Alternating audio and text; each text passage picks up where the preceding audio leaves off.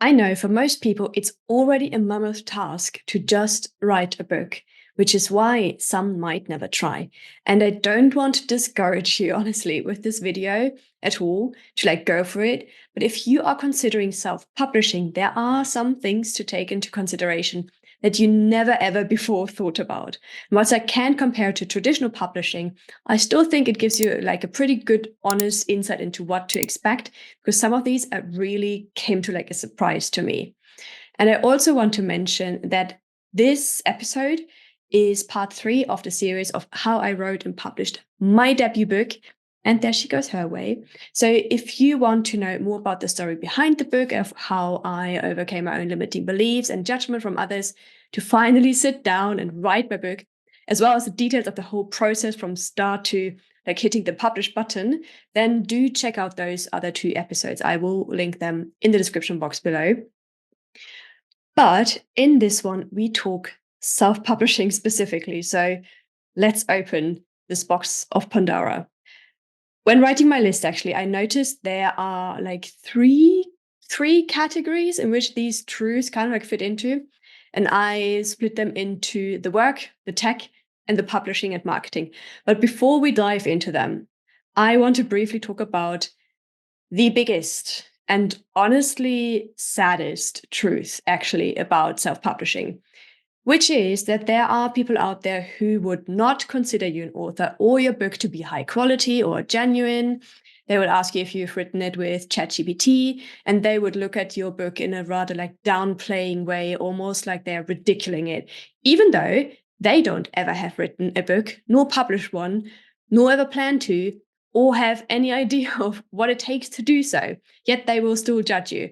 So there is some form of stigma you will have to face, but here's a stat that will help you brush all of that off. First up, out of 80% of people who have the wish to write a book, only 3% ever complete it, which suggests that only 1% of people do both. They write the book and they publish the book. So if you have published a book or are about to go, you are in the 1%. So do not let anyone in that other 99% who will end up probably reading your book and learning from it think, oh, I can do that, but never will, and tell you otherwise. Okay? Okay. But let's dive into some more specifics, starting with the first category, the work. So in this part, I'm including everything around the work you will have to put into to get your book to be published. Whilst the marketing part is obviously part of this too, to me, it kind of deserved its own section, as there are some different aspects that I noticed. And with the work, it's not just writing, it's also researching, outlining, editing, proofreading, more editing, cover designing, sizing and formatting, ebook formatting, promoting, selling. This all takes time, a lot of time and effort. And if you want to pride yourself on writing a book without the help of AI, you will have to take into account at least 6 to 8 months from blank page to hitting that submit button that will publish your work. At least that's how long it took for me. And yes, you have more control, but also you have more control. So if you are a perfectionist, this might be tough for you. Even more so if you are a one-woman show like me, and the possibility that you will overlook mistakes is very, very high. Or in other words, you will make mistakes. They are there we go. Speaking of mistakes. In other words, you will make mistakes and they are inevitable. So it might be worth to embrace that already upfront, rather than starting a task again and again from scratch just because it didn't turn out perfect in your eyes the first time round. And I just put my hand up here. I think I mentioned that before. I published my book knowing there are some mistakes in the manuscript and that I had to wait at least 90 days. I still have to wait until I can change them again. They are fine in the ebook, but in the print version, there are some mistakes, and I do know of them. And whilst agonizing, I knew they didn't take away from the essence of the book. They don't take away from the essence of the book. So I keep them for now until I can change them. The next category, the tech.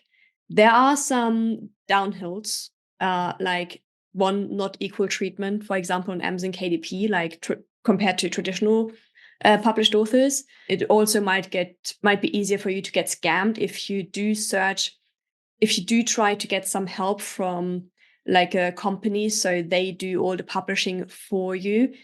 Like, I think the key kind of like rule here would be if they ask you to pay something upfront to publish your book, it could be a scam. I know there are some out there that are really helpful, that are really good. I didn't look into that because I did everything myself. But in itself, self publishing, for example, on Amazon KDP or Draft to Digital, does not cost you anything. It's free. Like, you do not need to pay anything upfront. Okay. So if that's your plan, if you want to publish on Amazon KDP or Draft to Digital, you do not have to pay. So do your research. Also, in terms of like the platforms, so like the different distribution, depending on the provider you choose, because your book might not be obviously in like any brick and mortar stores. So there are some downhills to that compared to traditional publishing. Also, there's one example that kind of like bothers me personally is that if you publish your book on Amazon or via draft to digital and they publish to Amazon for you, you cannot add any other pictures of your book. So you're literally restricted to the front and back cover only, which is a shame. And I know that traditionally published books, they have the possibility to add videos or other stuff, or like even reviews from readers to the picture section to just help and drive sales. So yeah, that's something I personally found quite a bit frustrating, but we're getting over it. The other thing is you also have to set up everything yourself if you don't go with any other like company to help you out. So you have to set up the book link, the website, the marketing campaigns, the selling of signed copies, the beta and ARC readers, sign up forms, or feedback collection forms. So it can be quite overwhelming from the beginning if you know about everything that you need to do and just thinking about what you get yourself into. But also, I just want to say, like, you learn as you go. And the worst case scenario is that your release date might be pushed out. But that, in my eyes, is also not that awful, actually. Then the next category is the marketing. And here's the thing: if you don't talk about your book, no one will know about it. It's as simple as that. You will have to promote the shit out of your book. You will have to put in all the work to market your book on different platforms in different ways and basically keep on banging on about it until it hopefully turns out to be more of a self promoter, maybe due to word of mouth or reviews. And reviews indeed are one of the best ways to kickstart the success of your book. And the more you get, obviously, the better. However, in the beginning, you will most likely have to ask everyone you know and who bought the book to please spend a couple minutes to write a review on Goodreads and Amazon. And speaking of which, I shamelessly plug again my own book here. So if you have purchased a copy of my book, ebook or print book or signed copy, please do go to Goodreads and Amazon and leave an open and honest review about it. I shall forever be grateful. What I do want to point out as well, though, is that you will need to practice detachment as well from others sharing about your book or reviewing a book. It is not in your control. So, yes, ask others for help to share your work, but not everyone will. And if someone offers to do that, like celebrate the shit out of that. Like, that's great. That is amazing. But do detach yourself from wanting your friends or your family to support you in that. Like, it will probably not be the case in some cases, and that's okay too. It is part of the process. Not everyone will be rooting for you and shouting your name down from their roof, and that is fine.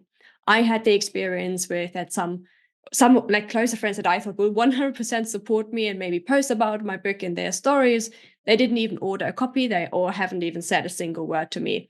Others, on the other hand, like they went all out. They shared about the book. They purchased even several copies. They put a post on. They shared in the stories. Like you really can't expect, or you really don't know what to expect from who would shares what about your book. That's what I'm saying. I do also want to say this is not like to moan about it or blame anyone, but it's just the reality of things. And I'm not going to lie, it can hurt, it can sting a bit, right? So again, the best thing you can do that will help you with that is to completely detach yourself from any expectations. So if you have zero expectations that anyone will share or buy your book, then you can only be pleasantly surprised and never be disappointed. Even also, I want to point out, like even if you get ARC readers, right, advanced readers, with whom you have an agreement that they will share feedback after receiving your book for free, that not all of them will follow through. That's just how it is. And this is, by the way, also the only way I personally would recommend to get reviews, like kind of like paid ones versus actually paid ones. Some authors are happy to pay for reviews, but I truly want your honest opinion as feedback and not just pay hundreds or up to thousands. I literally had emails landing in my inbox, right? Where someone had like, okay, they had like 10K followers, right? They were like a book recommendation account. And they said, yeah, for like £1,000, I would do like a video and I would recommend your book with like 5 stars. And I was like, no, thank you. No, thank you. I want the real stuff. Like I want my readers who love my book to share about it, or the readers who hated it to leave a review. Like I want the honest stuff because that's how I grow as an author, right? So that's not my personal style. I would not pay for it. But if you don't mind doing that, then do go for it. Whatever works best for you. I also want to say the other form of detachment actually you may need to practice in this whole process is when you're finally at the place of marketing your book is in terms of sold copies. Of course, we want to sell 100 copies right away, but what if we don't? Will you let that say anything about you? Will you throw in the towel and stop promoting your book, or worse, stop writing and doing your thing? Detaching yourself from numbers and shit like that will give you peace of mind as you go about your marketing. So that's a very, very important point, to just practice detachment from anything and do your thing and let also the book do its thing.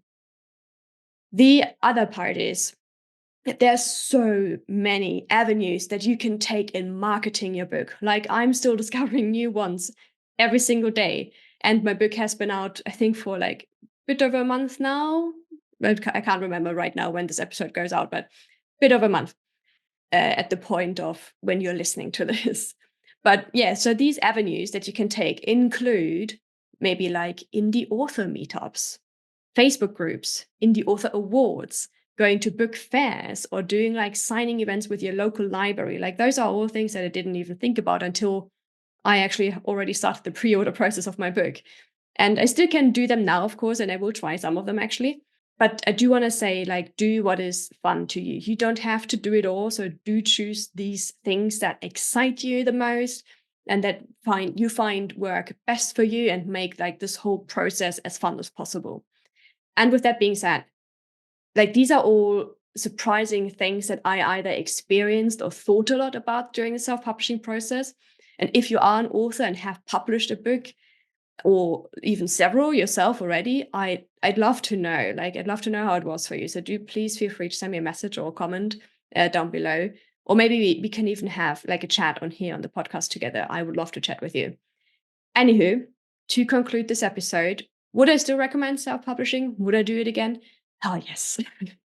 You learn what it really takes to publish a book. Like you learn the ins and outs of it, right? It's not just the right print and done. Like it takes tenacity and patience to really go into all of these different areas of like formatting, writing, whatever, right? So there is really a lot that you put into, but you also learn so much. So the payout in terms of experience is huge. And it makes you appreciate and understand the work behind it, because you have to put it into your baby yourself. And also, I have to say, like, I promise you, once you've written your own book, right, you will never look at the book the same way again. And I mean that in a good way. But yeah, this also includes this series from blank page to paperback. If there are any open questions, or if you want to know more about my second book that I have started writing, yes, then do reach out and maybe we can do like a full episode diving into all of the questions that you have. And also, if you did find this helpful, please do leave a like on this video or a review on whichever podcast platform you're listening to, because this makes a huge difference to me. It takes only a tap for you and helps me to continue doing what I'm doing. And with that, I see you again next week, Monday, with a new episode. Bye.